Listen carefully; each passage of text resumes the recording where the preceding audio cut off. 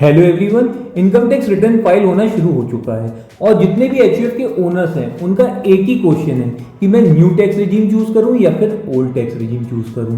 अगर आप एक एचयूएफ के ओनर हैं या अगर आप सोच रहे हैं कि एचयूएफ क्रिएट करनी है या नहीं, तो आज आपकी ये वीडियो बहुत ही इंपॉर्टेंट होने वाली है।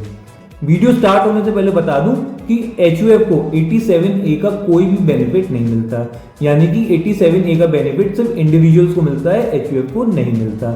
This mean if you choose old tax regime तो आपको 2.5 लाख की बेसिक एग्जम्पशन लिमिट का बेनिफिट मिलेगा and if you choose new tax regime तो ये लिमिट 3 लाख की हो जाती है।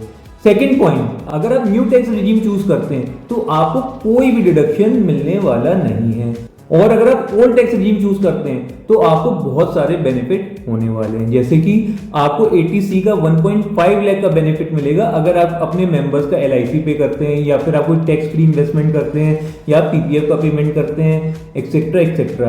आपको 80D मेडिकल इंश्योरेंस का भी पेमेंट मिलेगा which can vary from 25,000 to 50,000। आपको 80DD और 80DDB का भी बेनिफिट मिलेगा जिसमें आप कोई पेमेंट करते हैं मेंबर के लिए हु इज डिसेबल्ड। अगर आप कोई पॉलिटिकल कंट्रीब्यूशन करते हैं तो आपको 80G का भी बेनिफिट मिलेगा, और last but not the least आपको 80TTA यानी अगर आपको इंटरेस्ट कोई मिलती है फ्रॉम सेविंग बैंक अकाउंट तो उसका भी 10,000 तक का बेनिफिट मिलेगा।